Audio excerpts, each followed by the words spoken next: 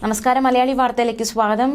ഏറ്റവും അതിപ്രധാനമായ ഒരു വിവരമാണ് പുറത്തുവരുന്നത്. കഴിഞ്ഞ ദിവസം തിരുവനന്തപുരം കഠിനംകുളത്ത് യുവതിയെ വീട്ടിനുള്ളിൽ മരിച്ച നിലയിൽ കണ്ടെത്തിയ സംഭവവുമായി ബന്ധപ്പെട്ട് കാണാതായ സ്കൂട്ടർ, അതായത് ഈ യുവതിയുടെ സ്കൂട്ടർ കാണാതായിരുന്നു. സ്കൂട്ടർ കണ്ടെത്തിയിരിക്കുകയാണ്.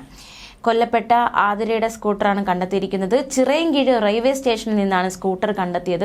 ഉപേക്ഷിച്ച നിലയിലാണ് ഈ സ്കൂട്ടർ കണ്ടെത്തിയിരിക്കുന്നത്. കൊലയ്ക്ക് ശേഷം പ്രതി സ്കൂട്ടറുമായി രക്ഷപ്പെട്ടു എന്നാണ് നിഗമനം. എറണാകുളം സ്വദേശിയായ യുവാവിനെ കേന്ദ്രീകരിച്ചാണ് ഇപ്പോൾ അന്വേഷണം നടക്കുന്നത്. ഇയാളാണ് പ്രതി എന്നാണ് നിലവിലെ നിഗമനം. ഈ കൊലയ്ക്ക് ശേഷം പ്രതി സ്കൂട്ടറുമായി രക്ഷപ്പെട്ടിരുന്നു. എന്തായാലും ഈ ഒരു ചിറയൻകീഴ് റെയിൽവേ സ്റ്റേഷന് സമീപം പ്രതി സ്കൂട്ടർ ഉപേക്ഷിച്ചു. അതുകൊണ്ട് തന്നെ ഇയാൾ ട്രെയിനിൽ കയറി രക്ഷപ്പെട്ടിട്ടുണ്ടാകാം എന്ന നിഗമനമാണ് നിലവിലുള്ളത്. എറണാകുളം സ്വദേശി ആയതുകൊണ്ട് തന്നെ ട്രെയിനിൽ ഇയാൾ അവിടേക്ക് രക്ഷപ്പെട്ടിട്ടുണ്ടാകാം എന്നാണ് ഇപ്പോൾ പോലീസിന്റെ നിഗമനം. എന്തായാലും ഇയാൾ പെരുമാതുറയിൽ വാടകയ്ക്ക് താമസിക്കുകയായിരുന്നു. ആ വീട് പോലീസ് കണ്ടെത്തിയിട്ടുണ്ട്. ആതിരയെ കൊലപ്പെടുത്താൻ വേണ്ടിയാണ് യുവാവ് വീട് വാടകയ്ക്കെടുത്തത് എന്നാണ് പോലീസ് പറയുന്നത്. 4 സംഘങ്ങളായി തിരിഞ്ഞ് പ്രതിക്ക് വേണ്ടിയുള്ള അന്വേഷണം പുരോഗമിക്കുകയാണ്. എന്തായാലും പ്രതിയെ ഇന്ന് കണ്ടെത്താനാകും എന്ന് തന്നെയാണ് കരുതുന്നത്. എന്തായാലും ശക്തമായ അന്വേഷണം തന്നെയാണ് നടക്കുന്നത്. കഴിഞ്ഞ ദിവസമാണ് ആതിര എന്ന യുവതിയെ വീടിനുള്ളിൽ കുത്തേറ്റ് മരിച്ച നിലയിൽ കണ്ടെത്തിയത്. രാവിലെ 11:30യോടെയാണ് ഈ സംഭവം ഉണ്ടായിരിക്കുന്നത്. ആതിരയുടെ ഭർത്താവ് സമീപത്തെ ക്ഷേത്രത്തിലെ പൂജാരിയാണ്. ക്ഷേത്രത്തിൽ നിന്ന് തിരിച്ചെത്തിയപ്പോഴായിരുന്നു വീട്ടിനുള്ളിൽ ഭാര്യയുടെ മൃതദേഹം കണ്ടത്. ഉടൻ തന്നെ നാട്ടുകാരെ അറിയിക്കുകയും നാട്ടുകാർ പോലീസിൽ വിവരം അറിയിക്കുകയും ചെയ്തു. ആതിരയുടെ സ്കൂട്ടറും സംഭവ സ്ഥലത്ത് നിന്ന് കാണാതായി.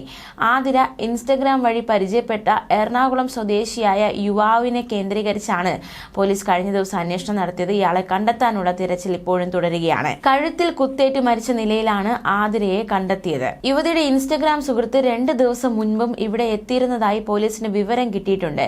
മാത്രമല്ല, ഇയാൾ ഭീഷണി മുഴക്കി, കൊലപ്പെടുത്തുമെന്ന് ഭീഷണി മുഴക്കി എന്നതടക്കമുള്ള ഒരു വിവരങ്ങളാണ് കഴിഞ്ഞ ദിവസം അവിടെ നിന്നും മനസ്സിലാക്കാൻ സാധിച്ചത്.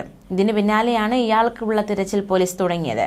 കഠിനംകുളത്തിന് സമീപം പെരുമാതുറ ഭാഗത്ത് ഇയാൾ താമസിച്ചിരുന്നതായും സ്ഥിരീകരിക്കാത്ത റിപ്പോർട്ടുകളുണ്ട്. അത് സ്ഥിരീകരിക്കേണ്ടതായിട്ടുണ്ട്. ഇയാൾക്ക് കൊലപാതകത്തിൽ പങ്കുണ്ടോ എന്ന കാര്യത്തിൽ നിലവിൽ വ്യക്തതയില്ല. എങ്കിലും ഇയാൾ ഭീഷണിപ്പെടുത്തിയിട്ടുണ്ട്. മാത്രമല്ല, ഇയാൾ അവിടെ വന്നിരുന്നു എന്നതടക്കമുള്ള ചില വിവരങ്ങളുടെ അടിസ്ഥാനത്തിലാണ് ഇയാളെ കേന്ദ്രീകരിച്ച് നിലവിൽ അന്വേഷണം നടക്കുന്നത്. മതിൽ ചാടിയാണ് അക്രമി വീട്ടിനകത്തേക്ക് കയറിയത് എന്നാണ് പോലീസിന്റെ നിഗമനം.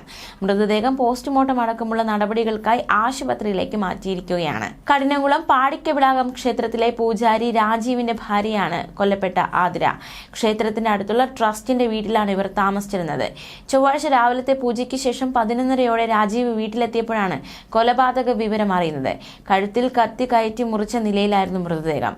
4ാം ക്ലാസ്സിൽ പഠിക്കുന്ന മകൻ ഗോവിന്ദനെ സ്കൂളിലേക്ക് പറഞ്ഞയച്ച ശേഷമാണ് ആതിര കൊല്ലപ്പെട്ടിരിക്കുന്നത് എന്നാണ് പോലീസിന്റെ നിഗമനം. ആതിര മകനെ സ്കൂൾ വണ്ടിയിൽ കയറ്റി വിടുന്നത് കണ്ടവരുണ്ട്. എന്തായാലും അതിനുശേഷമായിരിക്കാം കൊലപാതകം നടന്നതെന്നാണ് നിഗമനം.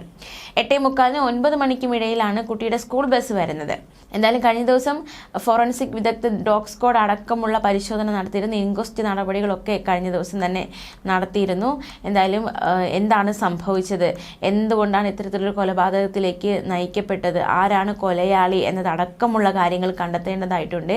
എന്തായാലും ഇപ്പോൾ ഇൻസ്റ്റഗ്രാം സുഹൃത്തിനെ കേന്ദ്രീകരിച്ച് അന്വേഷണം നടക്കുകയാണ്. അയാളെ പിടികൂടിയാൽ തീർച്ചയായിട്ടും ചില കാര്യങ്ങളിൽ വ്യക്തത വരുത്താനാകും എന്ന് തന്നെയാണ് കരുതുന്നത്. എന്തായാലും നിർണായകമായി സ്കൂട്ടർ കണ്ടെത്തിയിരിക്കുകയാണ്. ന്യൂസ് ഡെസ്ക് മലയാളി വാർത്ത.